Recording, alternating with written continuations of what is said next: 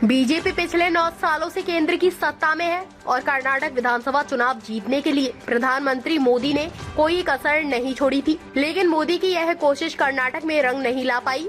कर्नाटक में कांग्रेस की जीत के साथ ही उसका दावा मजबूत हुआ है कि अगले साल लोकसभा चुनाव में बीजेपी विरोधी खेमे का नेतृत्व वही कर सकता है। अगले साल लोकसभा चुनाव से पहले कई और राज्यों में विधानसभा चुनाव है। इन राज्यों में छत्तीसगढ़ और राजस्थान में कांग्रेस की सरकार है और मध्य प्रदेश में बीजेपी की सरकार है। वहीं छत्तीसगढ़ के सीएम भूपेश बघेल ने इशारों ही इशारों में विधानसभा चुनाव 2023 में कांग्रेस की जीत का दावा किया। सीएम ने कहा कि हमें केंद्रीय नेतृत्व के साथ कर्नाटक में चुनाव लड़ते देखा, क्या हश्न हुआ। बीजेपी का यही हश्न छत्तीसगढ़ में भी होने वाला है। केंद्रीय मंत्री लगातार छत्तीसगढ़ में चुनावी दौरा कर रहे हैं। इस पर मुख्यमंत्री ने कहा कि बीजेपी में सिर्फ एक्सपेरिमेंट चल रहा है। मुझे तो लगता है कि चुनाव से पहले प्रभारी ना बदल दिए जाएं, क्योंकि इससे पहले पुरंदेश्वरी बदल गई, जामवाल आए लेकिन उन्हें किनारे रखा गया। नितिन नवीन भी हाशिए पर है। यही स्थिति अब वरिष्ठ बुजुर्ग नेता ओम माथुर की है। माथुर बीजेपी के सभी नेताओं को एक मंच पर नहीं ला पा रहे हैं। वो बिना स्थानीय नेताओं के ही अकेले अकेले बस्तर घूम आए। बीजेपी में नए लोगों के प्रवेश पर सीएम ने कहा कि ये लोग सिर्फ बताने के लिए बीजेपी में आ रहे हैं।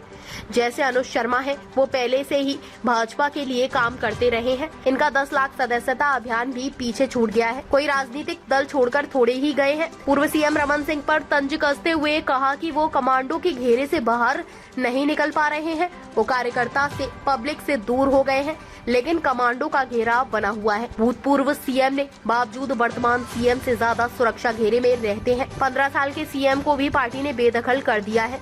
साय को बीजेपी ने बदल दिया। धर्मलाल कौशिक को बदलकर नारायण चंदेल को नेता प्रतिपक्ष बनाया गया। इस तरह से बीजेपी में एक्सपेरिमेंट चल रहा है। भाजपा के केंद्रीय नेतृत्व का छत्तीसगढ़ में दौरा हो सकता है। प्रधानमंत्री नरेंद्र मोदी और केंद्रीय गृह मंत्री अमित शाह जैसे नेताओं के दौरे को लेकर मुख्यमंत्री ने कहा, मैं जब बस्तर गया था तब कहा जा रहा था प्रधानमंत्री आने वाले हैं। यहाँ आया तो पता चला कि केंद्रीय गृह मंत्री आ रहे हैं। मीडिया से पता चला है नड्डा भी आ रहे हैं।